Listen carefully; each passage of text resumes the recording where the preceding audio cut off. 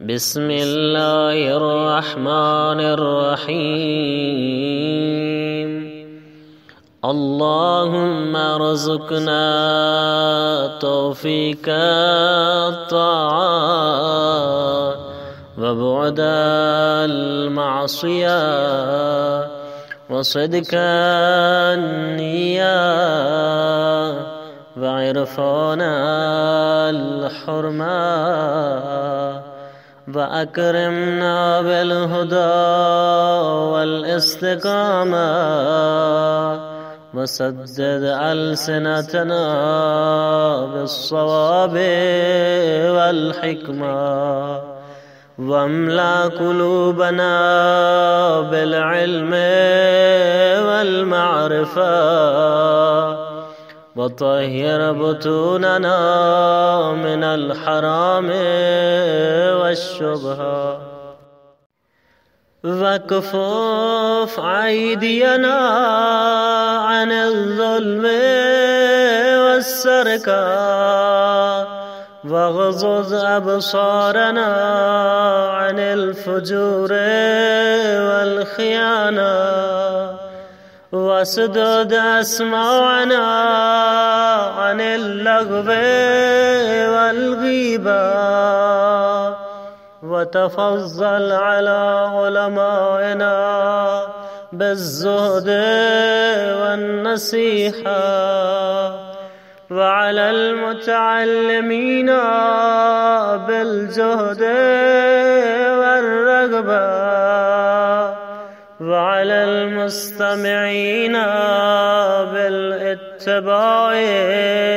والموعظة وعلى مرضى المسلمين بالشفاء والراحة وعلى موتاهم بالرأفة والرحمة وعلى مشايخنا بالوقار والسكينة وعلى الشباب بالإنابة والتوبة وعلى النساء بالحياء والعفة وعلى الأغنياء بالتواضع والسعة وعلى الفقراء بالصبر والقناعة وعلى الغزاة بالنصر والغلبة وعلى الأسراء بالخلاص والراحة وعلى الأمراء بالعدل والشفقة وعلى الرعية بالإنصاف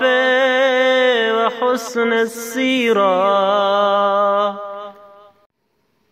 وبارك للحجاج والزوار